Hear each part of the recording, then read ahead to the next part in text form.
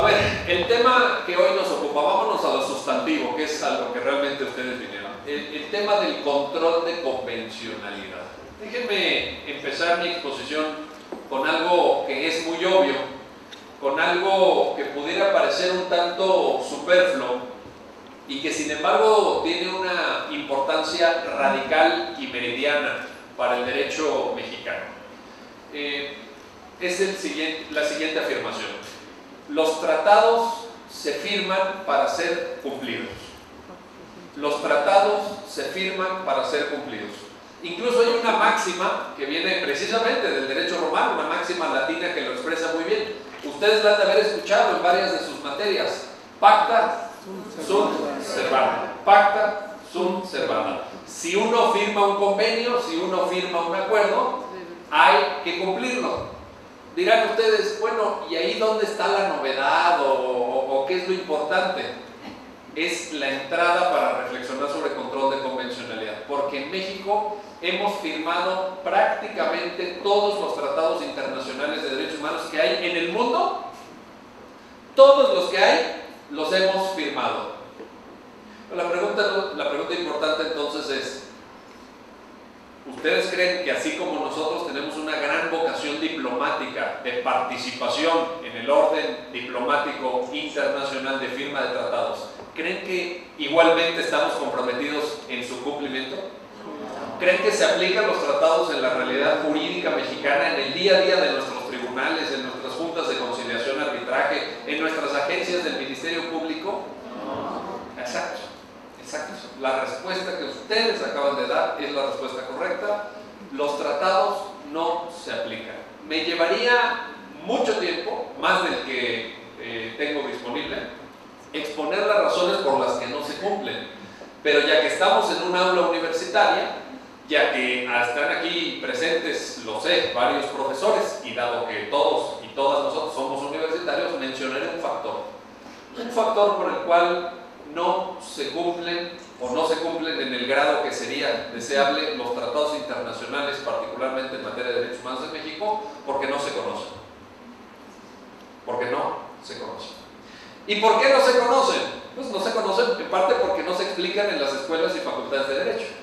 Entonces, si no se explican en las escuelas y facultades de Derecho, pues sale uno allá afuera a la práctica, al ejercicio de la profesión, y realmente le empiezan uno a hablar del Pacto de San José. Como una vez me dijo un juez, el Pacto de San... Yo dije, no, pues es que el Pacto de San José dice eso y el Pacto de San José dice el otro. Oiga, ¿y qué dice el Pacto de San Juan? Me pregunto. ¿Cuál será el Pacto de San Juan? El Pacto de San Juan dice, si vamos a hablar de santos, pues dígame de santos. Entonces realmente creo yo que ahí tenemos un problema muy importante. Los tratados se firman para ser cumplidos. ¿Qué significa esto? ¿Qué significa esto en términos prácticos? Significa por lo menos 4 cosas. Hay 4 cosas absolutamente indispensables que un país, que un Estado soberano tiene que hacer para dar cumplimiento a un tratado. Primera obligación general derivada de la firma de un tratado: dictar todas aquellas normas jurídicas, emitir toda la normatividad jurídica que sea necesaria para que se aplique el tratado. Es muy importante. ¿Por qué? Porque imagínense un tratado internacional que se genera, que se redacta en el seno, por poner un caso, de las Naciones Unidas. La ONU aglutina a prácticamente todos los países del mundo, y cuando se está escribiendo un tratado internacional de derechos humanos en el seno de las Naciones Unidas, tenemos que usar un lenguaje, a mí me tocó participar en la redacción de 2 de esos tratados, y tenemos que utilizar un lenguaje absolutamente genérico. ¿Por qué genérico? Porque tiene que ser un lenguaje, el que tú pongas en un tratado internacional, que no le parezca agresivo o negativo o insuficiente o excesivo, etcétera, a los chinos, a los de Sudáfrica, a los argentinos, a los canadienses, a los italianos, a los mexicanos, etc. Entonces, si ustedes revisan tratados internacionales en materia de derechos humanos, van a ver que se usa un lenguaje un tanto ambiguo, un tanto amplio. ¿se deberá respetar el debido proceso legal? Pues sí, en eso todos estamos de acuerdo, pero ¿qué significa en concreto? ¿Qué significa el debido proceso legal que está asegurado por los tratados internacionales de derechos humanos? No se podrá discriminar a nadie. No se podrá discriminar. Bueno, sí, en eso todos estamos de acuerdo, pero ¿qué significa en concreto? Entonces, primera obligación de un país cuando firma un tratado internacional, emitir todas aquellas normas que nos permitan aterrizar el mandato del tratado, que nos permitan hacerlo efectivo, que nos permitan que sea aplicable en el día a día, que nuestra normatividad interna dote de contenido preciso, de contenido adecuado y aplicable a cada una de las normas muy generales, muy ambiguas, por lo que acabo de explicar, del Tratado Internacional. Segunda obligación que un Estado asume cuando firma un tratado: derogar todas aquellas normas, es decir, sacar del ordenamiento jurídico todas aquellas normas que se opongan al tratado. Una vez que tú tienes un tratado que se incorpora a tu sistema jurídico mexicano, tienes que quitar todas aquellas normas que eventualmente estuvieran en contradicción, que fueran contrarias a lo que señala el tratado. Estas dos primeras obligaciones tienen un nombre que las acomuna, digamos, por llamarlo así, que las junta, que es armonización jurídica. Es decir, el ordenamiento jurídico interno tiene que ser armónico, tiene que ser compatible, tiene que ser respetuoso de lo que señalan los tratados internacionales que tú voluntariamente como Estado soberano firmaste. Esto es muy importante para que de una vez porque siempre que pongo este tema sale alguien, ¿no? Pregunta, ¿y la soberanía? Siempre la soberanía, como si todavía estuviéramos en la época de Thomas Hobbes, ¿no? Cuando escribe el Leviatán, ¿no? Ya pasaron unos cuantos años, pero todavía hay alguien que dice que la soberanía y que quién sabe qué. En materia de derechos humanos, ustedes saben que cuando se firman tratados internacionales, la soberanía se cede en favor de, como dice Luigi Ferrajoli, y este es el concepto bueno, este es el concepto importante de soberanía con lo que nos tenemos que quedar, en favor de la soberanía del individuo, que esa es la que cuenta hoy en día. ¿Quiénes somos soberanos hoy, en el siglo XXI, en el siglo de los derechos humanos? Nosotros somos los portadores de lo que Ferrajoli llama fragmentos de soberanía. Porque ningún Estado puede arguir la soberanía para masacrar, para violar derechos humanos. Eso ya se terminó. Eso fue hace 300 años. Ya no. Para eso el Estado ya no es soberano. Ya no puede decir, bueno, sí los mato, y sí los torturo, y sí los violo, pero pues todos son mexicanos. Y yo soy el gobierno mexicano, para eso soy el gobierno mexicano, para torturarlos, violarlos, masacrarlos, desaparecerlos. No. Para eso usted no es soberano. La soberanía no llega hasta ahí. La soberanía somos nosotros, amigas y amigos. Bien, entonces armonización. Tercera obligación muy importante cuando un país firma un tratado. Tercero, hacer un diagnóstico. Esto es muy importante. Hacer un diagnóstico de la situación que guarda un determinado derecho humano al momento en que el Estado firma un tratado internacional. Es decir, nosotros nos obligamos a garantizar el debido proceso legal, o nos obligamos a garantizar la no discriminación, o nos obligamos a garantizar el derecho a la vivienda, o el derecho a la salud, o el derecho a la educación. Lo primero que tenemos que saber cuando entra en vigor el tratado, digamos, aquí está la raya que dice, a partir de ahora, entra en vigor el tratado. Lo primero que tenemos que saber es dónde estamos parados en ese momento. ¿Por qué? Porque solo si hacemos ese diagnóstico, vamos a tener una herramienta confiable, útil y objetiva para saber si estamos cumpliendo o no con lo que señala el tratado. ¿Qué tal que yo digo, por ejemplo, en México no se respeta, por decir algo, el derecho a la educación, o no se respeta el derecho a la salud, o no se respeta el debido proceso legal, o el derecho a la vivienda? Bueno, ¿eso qué valor tiene? Pues eso es una opinión. Usted opina que no se respeta, o usted opina que sí se respeta, o el maestro fulano o el doctor sutano dice que sí o que no. ¿Eso qué valor tiene en un debate internacional, en un foro internacional? Lo que tiene valor es que digamos, ¿cuántas unidades hospitalarias hay por cada millón de personas? ¿Cuántos doctores por cada 100,000 habitantes? ¿Cuánto personal de enfermería? ¿Cuánto es el gasto público en educación? ¿Cuántos créditos para viviendas se dieron?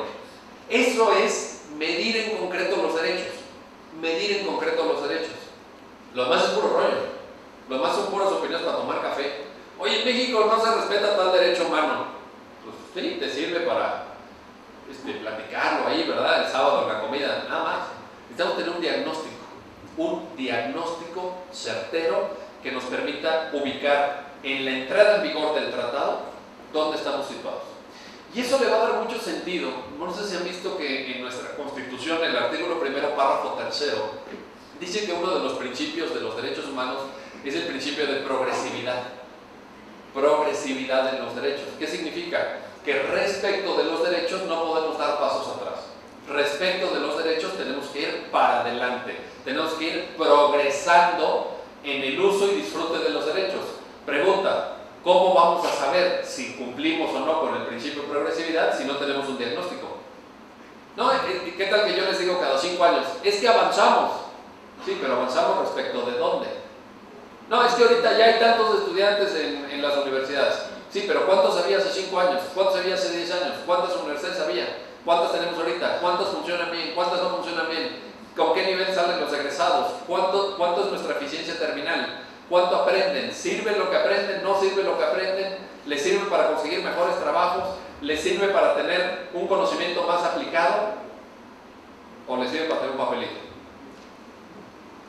Eso lo necesitamos saber. ¿Y eso cómo se llama? Diagnóstico. Si no tenemos un diagnóstico, estamos simplemente en el aire. Cuarta obligación, cuarta y última obligación general. Claro que hay muchas más obligaciones específicas, digamos, pero obligación general. Reorganizar las competencias de cada una de las autoridades del Estado para cumplir con el tratado. ¿Sí? Las atribuciones de los órganos del Estado, las competencias de las autoridades, deben de permitir que el tratado sea respetado, pero también aplicado. No solamente que no se viole el tratado, sino que sea efectivamente llevado a la práctica. Y entonces las autoridades se tienen que organizar de tal suerte, de tal manera, de tal forma, que esto sea una realidad, que esto sea posible en la experiencia cotidiana de la vida de un país. Bien, justamente el control de convencionalidad empata con las dos cosas que les acabo de decir: pacta sunt servanda y obligaciones de los estados. ¿Por qué? Porque la Corte Interamericana de Derechos Humanos, que es el órgano que crea la doctrina del control de convencionalidad, en un momento de su historia se hizo la siguiente reflexión. La Corte Interamericana se dijo: ¿cuántos casos puedo yo resolver realmente? ¿Cuántos casos puedo resolver dentro de una competencia que abarca todo el continente? Imagínense un tribunal para toda América Latina, en un continente que además se violan los derechos humanos. ¿Qué les parece? 5,000 millones de veces al año, ¿no? Es decir, hay cantidad de violaciones. Y la Corte Interamericana dice: digo, ¿cuántas sentencias puedo yo dictar? Y se responde: muy pocas. ¿Cuántas sentencias dicta la Corte Interamericana? Acaba la Corte de celebrar sus primeros 30 años de vida. Ha dictado aproximadamente 280 sentencias en 30 años. En América Latina, con todas las violaciones que ha habido, incluso con regímenes militares, con los argentinos torturando y aventando gente de los aviones al mar. 280 sentencias. Ahora están dictando un poquito más. Ahora como que le metieron el acelerador. Esa es su capacidad. ¿Por qué? Pues porque no trabajan todo el año. Tienen 4 periodos de sesiones de 3 semanas. Porque no tienen apoyo. Para que se den una idea, cada ministro de la Suprema Corte de Justicia de México tiene 11 secretarios de estudio y cuenta. 11 secretarios de estudio y cuenta en cada ponencia. ¿Saben cuánto gana un secretario de estudio y cuenta? Esto es para motivarlos, man. Es que siempre es bueno motivar a los chavos, para que estudien más y quieran ser secretarios. ¿Saben cuánto gana un secretario de estudio y cuenta de la Suprema Corte? 150,000 pesos al mes netos. ¿Qué? ¿Se desinflaron? Escucho que se desinflaron, maestro. Yo escuché un psss, y dije: ya se desinflaron. ¿Quieren ser secretarios de estudio y cuenta o quieren mejor ser ministros de la Corte? Ministros. Mejor ser ministros, ¿sí o no? 380,000 pesos netos al mes. ¿qué pasaría? Perdón, ya sé que me invitaron a hablar de control de convencionalidad, pero esto es importante. ¿Qué pasaría? 380,000 pesos al mes quiere decir que tus cheques quincenales son de... Que alguien me ayude, yo por eso estudié Derecho. Por eso estudié Derecho. Son todas complicadas, ¿no? 190 compañeras, perfecto. Si nuestra compañera que nos visite a contaduría, rápidamente lo explica. Bien, llegas a tu casa con tu pareja, en fin, con tu marido, con tu esposa, con tu novia o con lo que tengas ahí, en fin, con lo que tengas. Y tú estás en la puerta y le dices, aquí está el cheque de mi quincena, mi amor. 190. ¿Cómo lo ofrecí?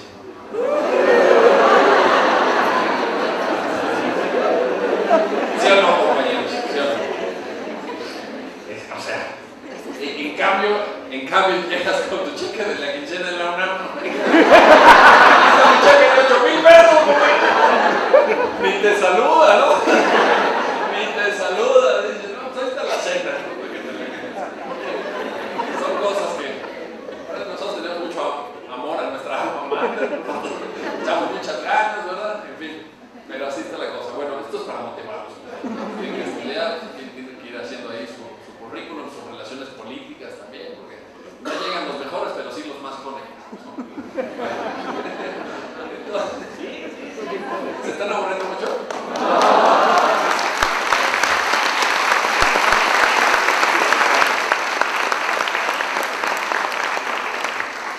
Gracias, pero todavía no termino.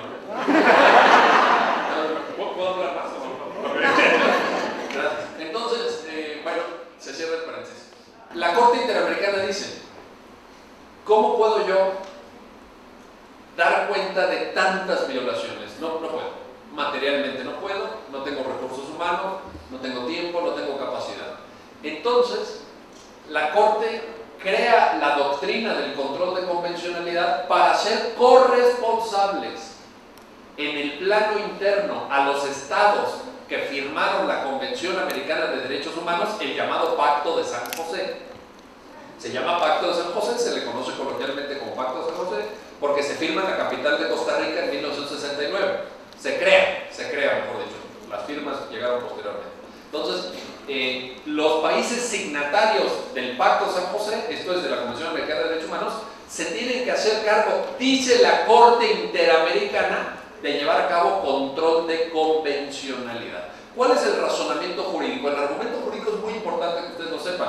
Dice la Corte Interamericana, en muchos de sus casos, esto empezó en el 2006, en un caso seminal, en un leading case, como dicen en Estados Unidos, que se llama Almonacid Arellano, así como suena, Almonacid Arellano contra Chile. Ese fue el primer caso, Almonacid Arellano contra Chile. El segundo fue Aguado Alfaro y otros contra Perú, y de ahí sucesivamente, e incluso en casos mexicanos, en al menos 4 casos mexicanos ha habido control de convencionalidad. Y el razonamiento de la Corte es el siguiente, fíjense, dice la Corte Interamericana.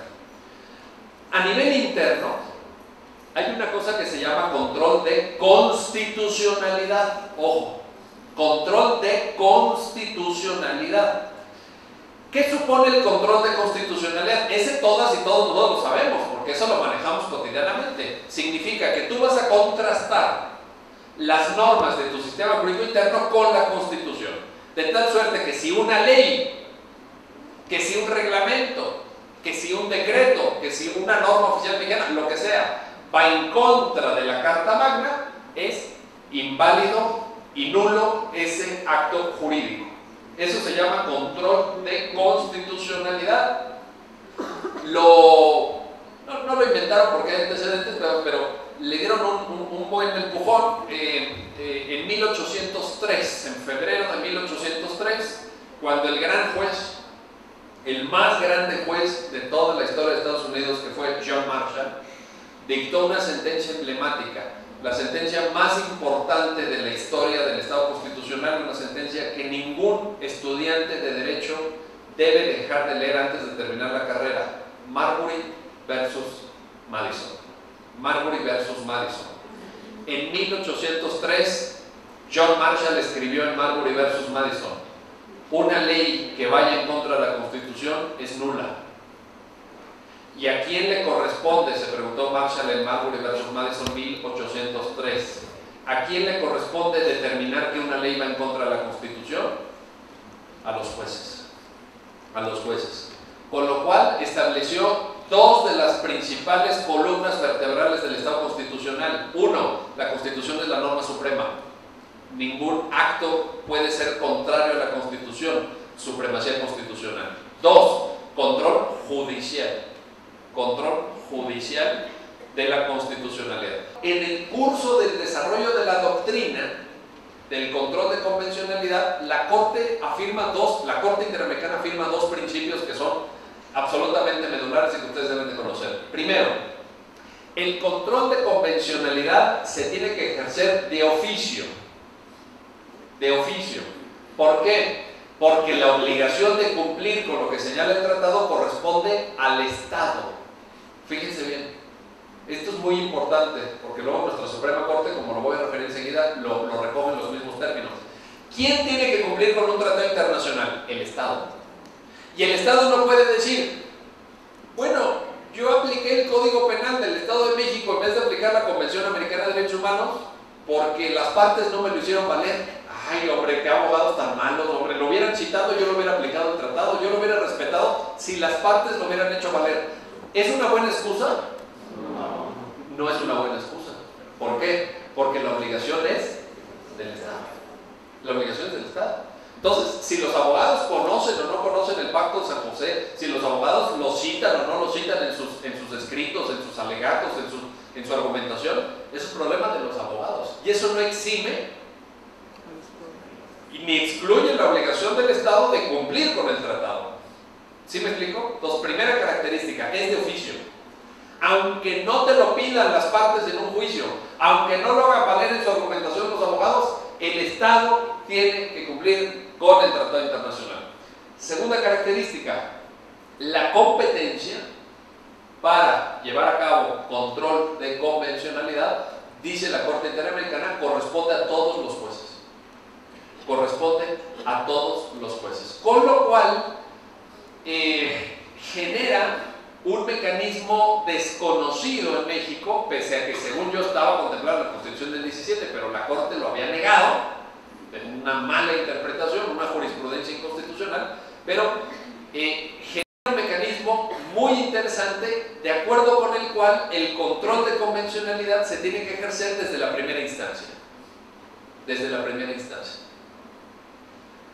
Y esto, amigas, amigos, los que hayan litigado, los que sepan cómo funciona el derecho mexicano en la práctica, saben que es un cambio sideral, vaya, galáctico, abrumador.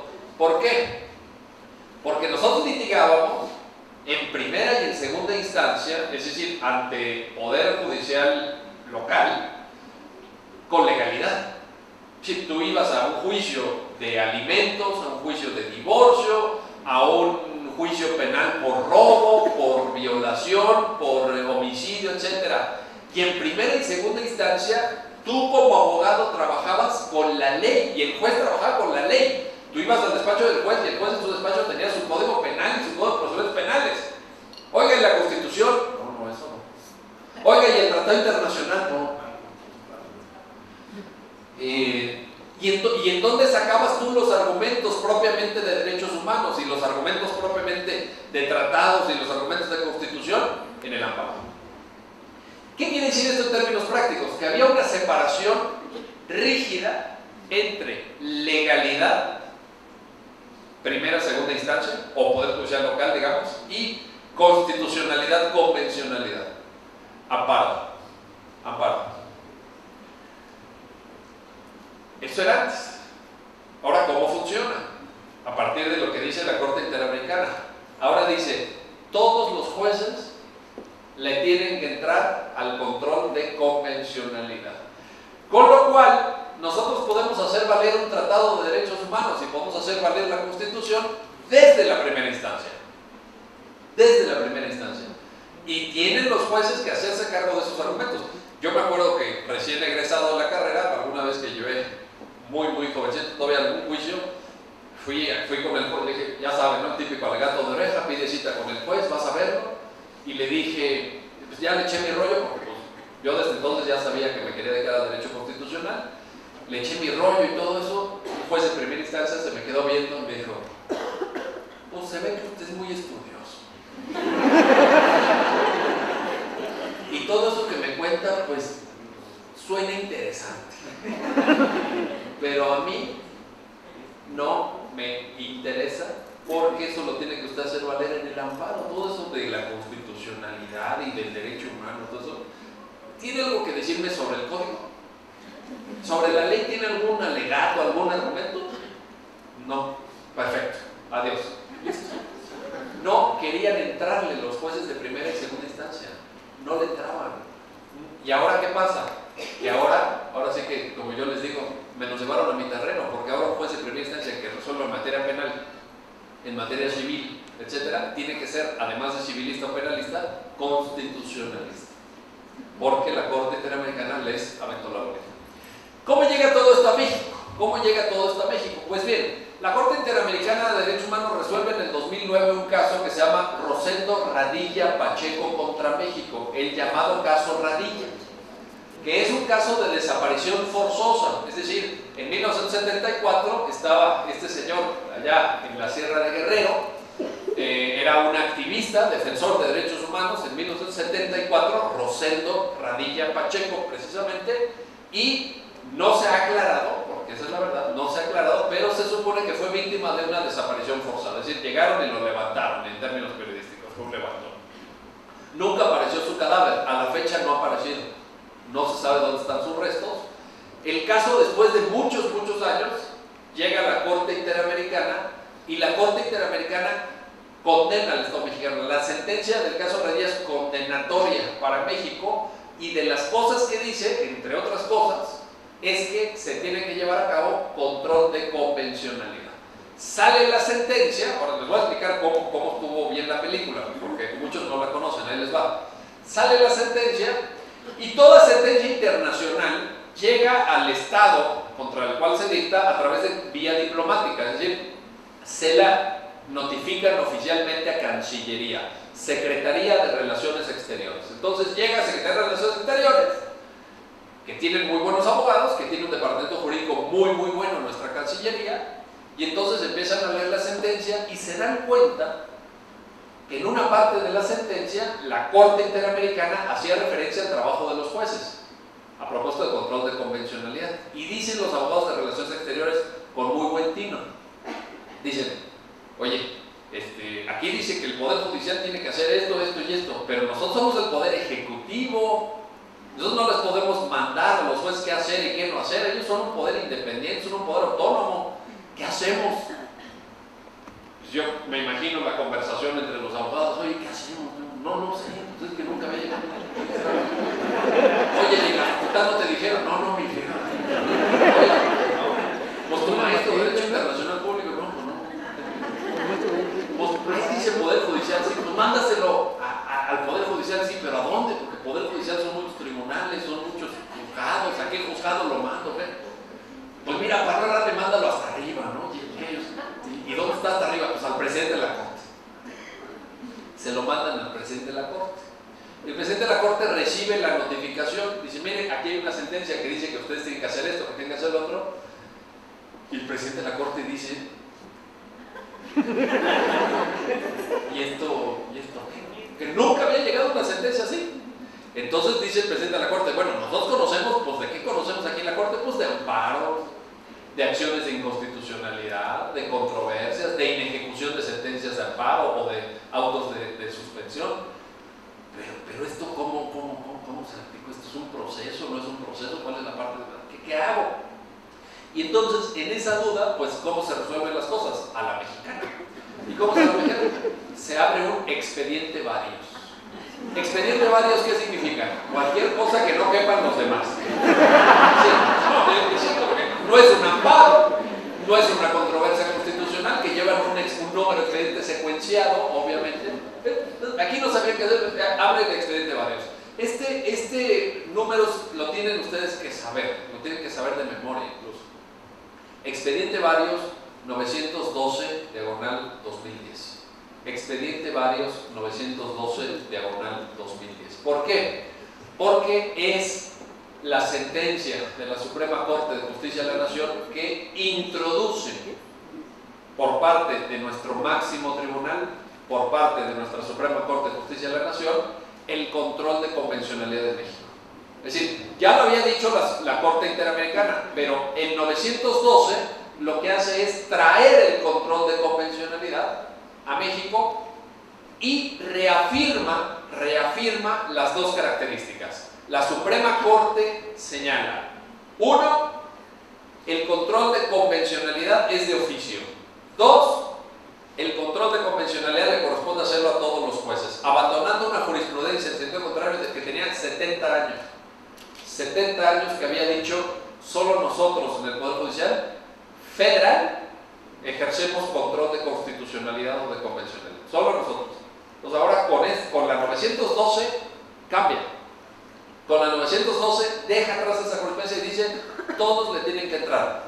Pero aprovechando que dice: pues ya que estoy yo encarrerado, ¿verdad? Ya que traigo vuelo, pues me voy un poquito más allá. Y en la 912 se establece un criterio muy interesante en el sentido de que se borra la diferencia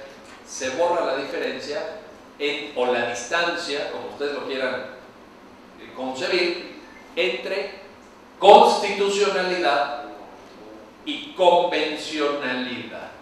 Ojo, esto es muy importante. ¿Por qué?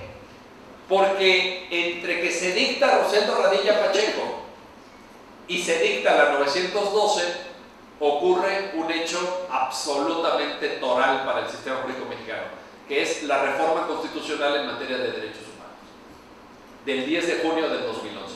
¿Qué dice la reforma constitucional en materia de derechos humanos en el artículo primero, párrafo primero de nuestra Carta Magna?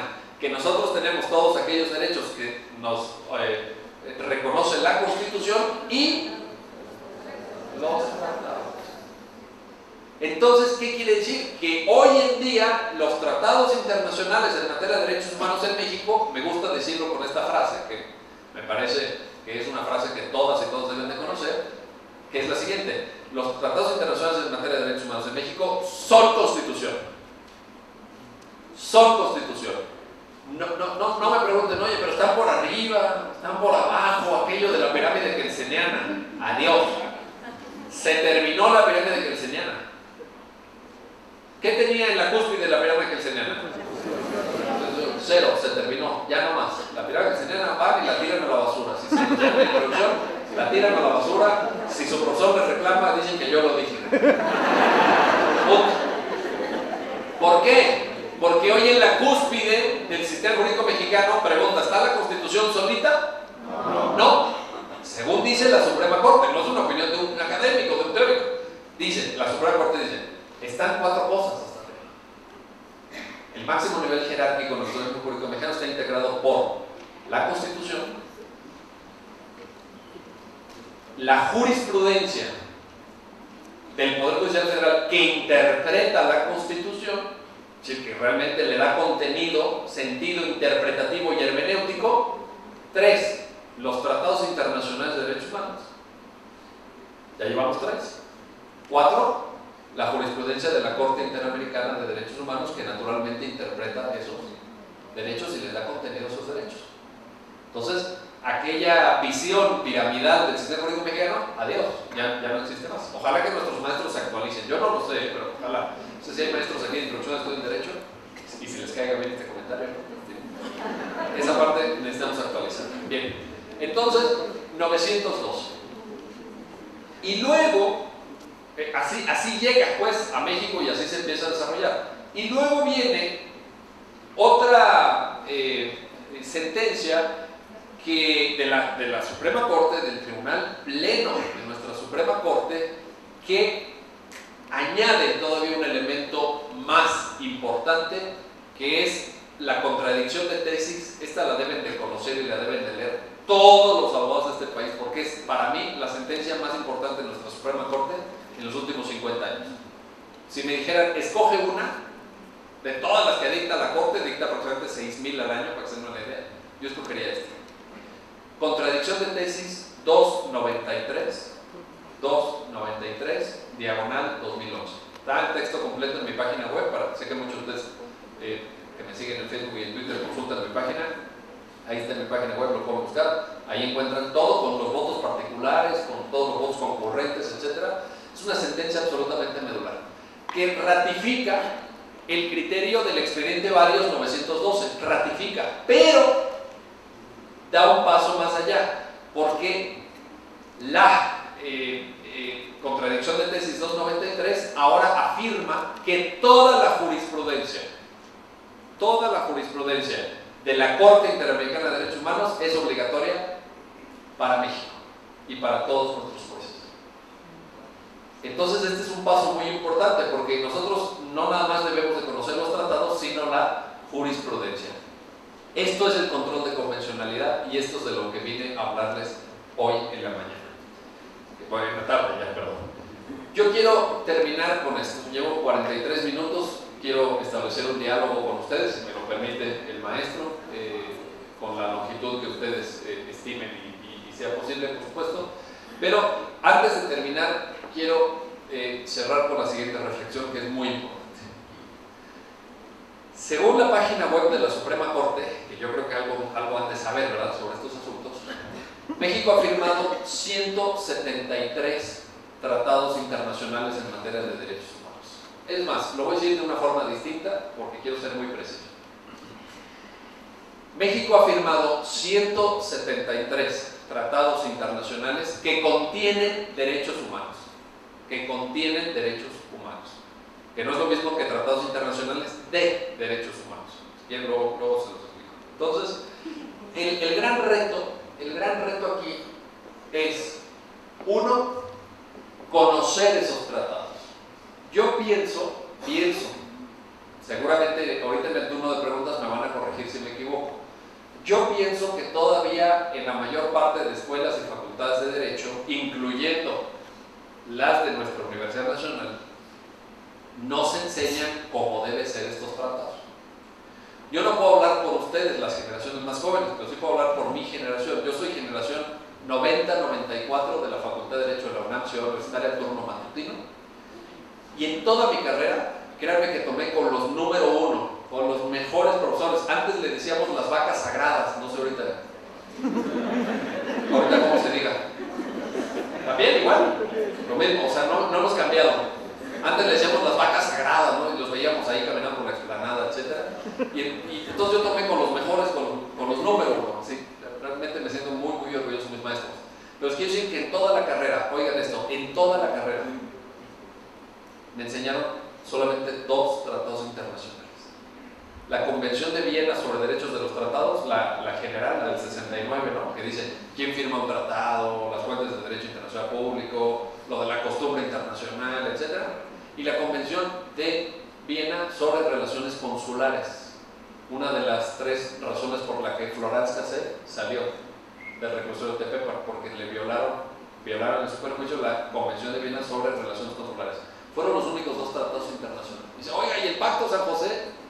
No les digo ni siquiera que si lo estudié, que si lo aprendí en la carrera, etc. Ningún profesor lo mencionó. Ningún profesor lo mencionó. Entonces, yo sí creo que tenemos un reto de conocimiento. Simplemente decirles a nuestros alumnos, decirles a los jóvenes que el día de mañana serán ministros de la Suprema Corte, o por lo menos secretarios proyectistas, que serán ministerios públicos, etc. Estos tratados existen, dicen esto y deben ser cumplidos. Ahí hay un reto de enormes dimensiones. El segundo reto ya no tiene que ver simplemente con generar un conocimiento nuevo, sino que tiene que ver con la práctica. Hay que hacerlos valer en los litigios. Hay que hacerlos valer ante nuestros jueces. Hay que defender los tratados internacionales en la práctica de nuestros tribunales. Les quiero decir, porque como ya fue mencionado en la síntesis curricular, además de mi dedicación académica, tengo también un despacho y ejercemos tareas no solamente consultivas, sino también contenciosas, esto es litigio, que te da muchísima ventaja argumentar con tratados internacionales. Te da mucha ventaja. Los tratados internacionales, por el rango jurídico que tienen, por la potencia argumentativa que le dan a tus escritos, a tus intervenciones, Yo les digo a mis alumnos, es una mina de oro. Para un abogado que ejerce, es una mina de oro. El reto es conocerlos. El reto es conocerlos. Porque también me han tocado muchas veces en el litigio, y no nada más la contraparte, sino a veces hasta el juez. Me han tocado ver sentencias que dicen, como señalan los tratados internacionales.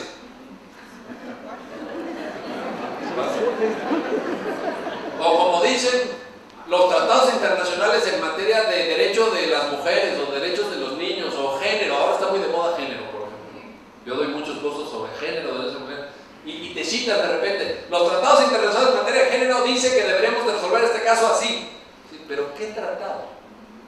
¿Cómo que los tratados internacionales? Es como cuando antes, hace 20 años, ganábamos muchísimos amparos. Yo gané varios amparos porque las clausuras, llegaba la autoridad administrativa y clausuraba un establecimiento mercantil, y en el sello de clausura decía clausurado con letras rojas grandes, ¿no? Y abajo decía con fundamento en el artículo 75 fracción 21 de la ley de la materia. La ley de la materia, perfecto. Entonces yo iba con mi amparo y le decía al juez de distrito, en ningún diario oficial de la Federación se ha publicado algo que se llame la ley de la materia. No existe. Luego entonces esta clausura carece de la debida fundamentación y motivación. Levántenme los sellos, todos los gané. Todos. ¿En qué diario oficial se ha publicado la ley de la materia? O cuando te dicen de la legislación aplicable. Entonces, a mí me dices nombre concreto del ordenamiento jurídico que me vas a aplicar. Me vas a aplicar un tratado internacional, quiero nombre concreto. Dentro del nombre concreto me tienes que añadir además el artículo. Y si ese artículo tiene fracciones, me tienes que añadir la fracción. Y si esa fracción tiene párrafos, me tienes que decir qué párrafo. No lo digo yo, lo dice la jurisprudencia. La jurisprudencia de nuestros tribunales federales dice la cita tiene que ser así. Y ahí sí tenemos un reto de enormes dimensiones. De enormes dimensiones. Yo he visto sentencias. Bueno, el otro día que estaba. Ya con esto termino, maestro. Pero. No, sé que tienen otras cosas que hacer, pero se les puede. No me contradigan. No me contradigan. Si yo les digo que tienen cosas que hacer es por algo.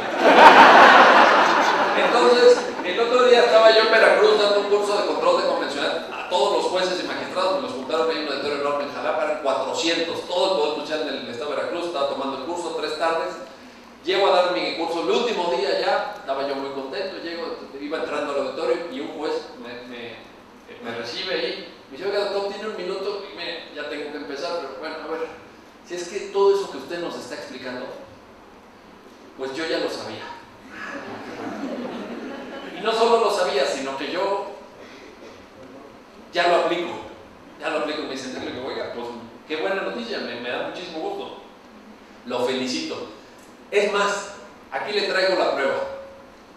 Qué bueno. Una copia de una sentencia que dicté la semana pasada, aplicando control de convencionalidad para declarar inconvencional el tipo penal de pederastia. Pederastia, ¿saben lo que es la pederastia o se los explico? Sí lo saben, ¿no? La mayoría, más o menos. Relaciones sexuales con menores de edad. Está prohibido por todos los códigos penales, aunque no lo sepan, compañero. Está prohibido. Entonces me dice eso y digo, a ver, ¿cómo? Yo rápidamente dije, el tipo penal de pederastia es inconvencional. Pero va en contra de qué artículo de la Convención Americana. No, porque yo más o menos la Convención Americana me la tengo bastante bien estudiada. Y dije, ¿cuál será el artículo? Y entonces, pero lo vi tan emocionado a él, ¿no? O sea, como que me quería impresionar. Y entonces dije, oiga, ¿y por qué no? En un momento dado, en la clase, porque duraba toda la tarde la clase, creo que eran 4 o 5 horas que tenía yo que exponer, y en un momento dije, oiga, ¿por qué no pasa usted al frente? Y nos explica. Nos explica su sentencia, de la cual usted se ve que se siente tan orgulloso. Ah, no, claro, por supuesto, doctor. Me dice, perfecto. Yo dije, así descanso un poquito, ¿no? Las 5 horas de clase seguidas, pues como que, sea o no, maestra, sea o no, también uno, que exportan los alumnos, ¿no? Es un buen truco, compañeros, es un buen truco. Entonces, ya pasa este cuate y dice, pues, el tipo penal de pederastia viola 4 artículos, son 4 los preceptos que viola. Perfecto, digo, por favor exponga cada uno de ellos. Primero, viola el artículo primero de nuestra Constitución.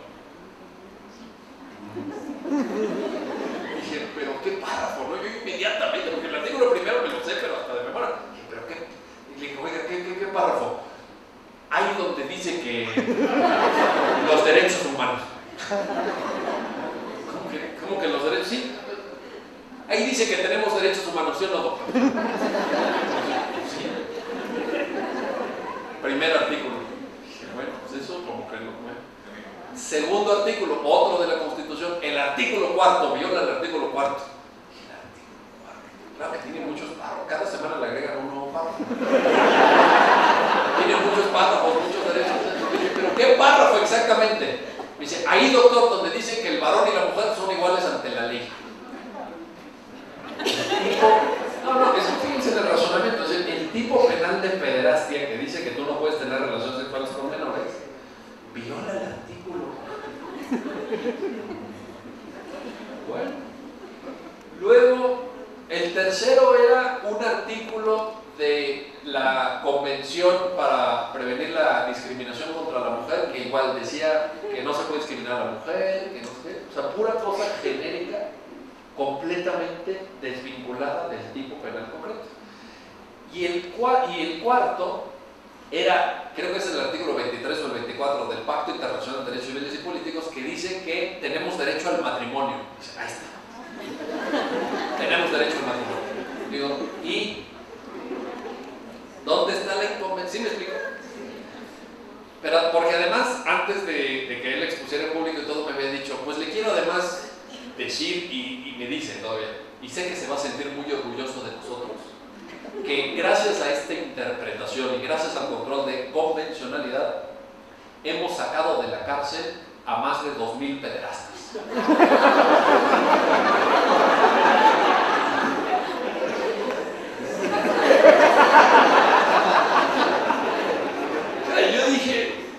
Yo dije, maestro, ¿por qué me dedico a estos temas? Les hubiera ido a exponer el título mercantil, ¿no? Tema, ¿no? De otra cosa. ¿Cómo es posible que usen tan mal una doctrina que es una doctrina muy noble? Que es una doctrina de defensa de la dignidad humana, que la echan a perder. Pero obviamente en público y ahí enfrente de todos sus colegas, ni modo yo que le dijera, es usted un ignorante, me avergüenzo de usted, no sé dónde estudió, si yo hubiera sido su profesor lo hubiera reprobado. Me daban ganas, no crean que no me daban ganas de decirlo, pero por respeto, pues, estaba yo en casa de ellos, no se los dije, pero sí me fui pensando y dije, qué desastre. O sea, yo tengo varios libros publicados sobre el tema, tengo varios artículos sobre el tema, he dado muchísimas conferencias. Entonces pensé que me había vuelto yo corresponsable del delito de pederastia a mí.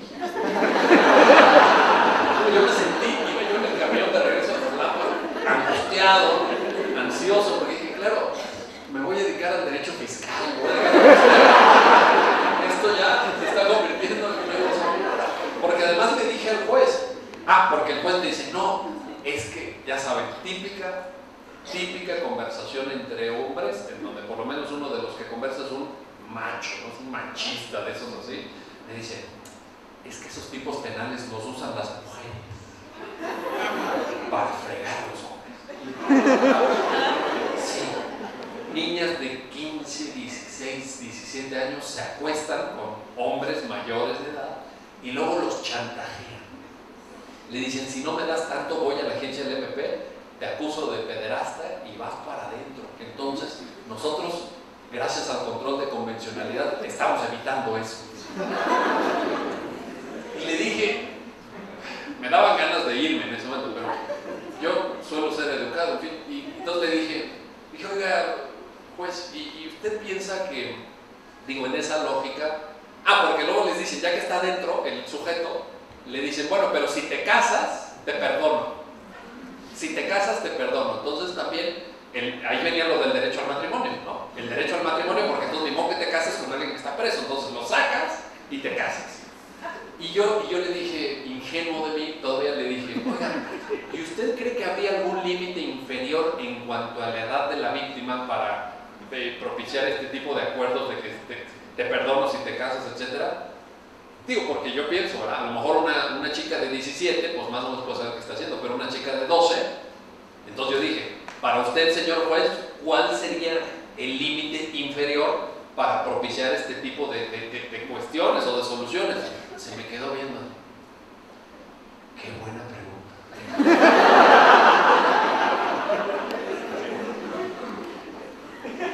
Qué buena pregunta. No lo sé. Lo voy a pensar. Amigas y amigos, tenemos una poderosísima herramienta de defensa de nuestros derechos, de los derechos humanos de todas y de todos nosotros, de esos fragmentos de soberanía. Cierro como empecé citando a mi admirado Luigi Ferrajoli. Nosotros somos portadores de la soberanía, nosotros somos lo que importa más porque somos personas, porque somos portadores del principio de dignidad humana y se nos tienen que respetar nuestros derechos. El control de convencionalidad, bien aplicado, es una herramienta para mejorar la profesión jurídica. Es una herramienta para que mejore el trabajo de los jueces, para que mejore el trabajo de los ministerios públicos, para que mejore el trabajo de los litigantes, por supuesto, y también por aquello de la pirámide y las clases de introducción y de teoría del derecho, para que mejore la educación jurídica, que es lo que hacemos en universidades como esta. Muchísimas gracias.